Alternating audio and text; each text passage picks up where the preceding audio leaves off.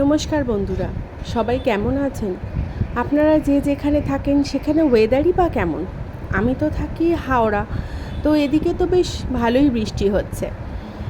আর সময়টা তো তাল দিয়ে নানা রকম খাবার এই সময় আমরা বাড়িতে বানাই। জন্মাষ্টমীতে দিন যেরকম সব কিছুটা হয়, এমনি জন্মাষ্টমী ছাড়াও আমরা নানা দিন নানা রকম বানাই। আজ বানিয়েছিলাম তালের লুচি, ফুলকো ফুলকো তালের লুচি। রেসিপিটা তবে দেখে নেওয়া যাক। দুর্গার হেসেল। সরাসরি চলে এলাম দুর্গার হেসেলে। তালের লুচি বানানোর জন্য আমি এখানে হাফ কাপ তালের কাই নিয়ে নিচ্ছি। তালের কাইটা আমার ফোটানো ছিল, ফুটিয়ে ঠান্ডা করা, আমার তো প্রিজার্ভ করা ছিল তালের কাইটা। এভাবে তালের কাই নিলে কি হয়, তালের যে লুচিটা বেশ শক্ত করে মাখা যায়, আর তালের মিষ্টটাতেই লুচিটা বেশ সুন্দর হয়। আপনারা চাইলে ফ্রেশ তালের কাইও ব্যবহার করতে পারেন। সেক্ষেত্রে আপনাকে এখানে একটু সামান্য চিনি ব্যবহার করতে হবে, আর জলের ব্যবহার একদমই করা যাবে না। কিন্তু তাল ফোটানো থাকলে এখানে মিষ্টির ব্যবহার করতে হবে না। তালের মিষ্টিতেই লুচিটা বেশ মিষ্টি মিষ্টি হবে। এমনি তালের লুচি একটু মিষ্টিই হয়।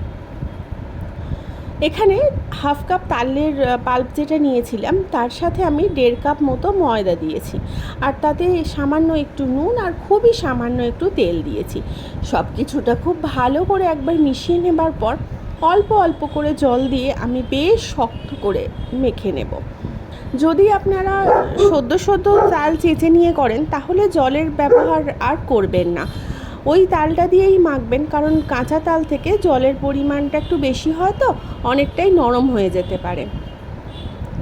আর তাল যদি ফুটিয়ে রাখা হয় তাহলে সেটা বেশ অনেক দিন পর্যন্ত থাকেও। সত্যি বলতে কি, ফোটানো তালের কাই দিয়ে তালের ফুলুরি বলুন বা লুচি বলুন বা অন্যান্য যে কোনো কিছু, মালপো যাই বলুন না কেন, সেটা কিন্তু বেশি ভালো হয়। আর কাঁচা তাল দিয়েও ভালোই হয়, তবে সদ্য তাল চেঁচে নিয়ে তারপরেই রান্না করা অনেকটা ব্যাপারটা হেকটিক তো হয়ে যায়, তো সবসময় তো অতটা সমান হয় না। যদি মনে করেন যে তালের কাই কীভাবে সংরক্ষণ করবেন সেটা জানা দরকার, তাহলে আমার চ্যানেলেই আপনারা ভিডিও পেয়ে যাবেন। আমি মাখা ময়দাটাকে রেস্টে দিয়েছিলাম মিনিট 15-20 মতো। তারপর আরেকবার ভালো করে মেখে নিয়ে আমি সেটা থেকে ছোট্ট ছোট্ট করে লেচি কেটে নিচ্ছি।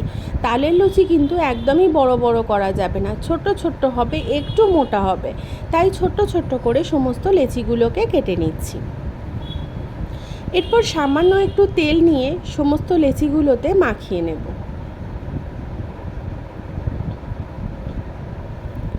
আমার চ্যানেলে অলরেডি আমি কিছু তালের রেসিপি আপলোড করে দিয়েছি।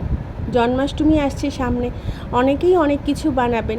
যদি মনে হয় তাহলে রেসিপিগুলো একবার চেক করে নিতে পারেন, আর কোথাও যদি সমস্যা হয় আমাকে কমেন্ট বক্সে কমেন্ট করলে আমি অবশ্যই তার রিপ্লাই দিয়ে দেবো। লুচিগুলোকে ছোট্ট ছোট্ট করে বেলে নিচ্ছি, একটু মোটা মোটা করে, খুব একটা পাতলা কিন্তু বেলছি না। অন্যদিকে তেলটাও গরম হতে বসিয়েছিলাম। তেলটা বেশ গরম হয়ে গেলে, মানে মিডিয়াম আঁচেতে আমাকে ভাজতে হবে। তেলটা যখন ভালো গরম করে নেবার পর আঁচটাকে মিডিয়াম করে দিয়েছিলাম। যদি আমি আঁচটাকে বাড়িয়ে দিই তাহলে না লুচিগুলো লাল লাল করে ভাজা হবে, কিন্তু তালের লুচি, তালের তো একটা মিষ্টি কমলা রঙ আছে, যদি বেশি লাল করে ভাজি তাহলে সেই রঙটাই নষ্ট হয়ে যাবে।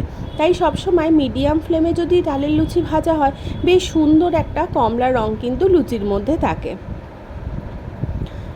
আমি এভাবেই পরপর লুচিগুলোকে সমস্ত ভেজে নিয়েছি, ব্যাস আর তো কিছু নয়। তারপর আপনি পুজোর দিনে চাইলে সুজি, ভাজাভুজি, সন্দেশ, নাড়ু যে কোনো কিছুর সাথে পরিবেশন করতেই পারেন। আমার তো লুচির রেসিপিটাই আজকে দেখানোর ছিল, বাকিগুলো কিন্তু অলরেডি আপলোডেড। তাহলে আজ এটুকুই, দেখা হবে আবার নতুন ভিডিওতে। ধন্যবাদ।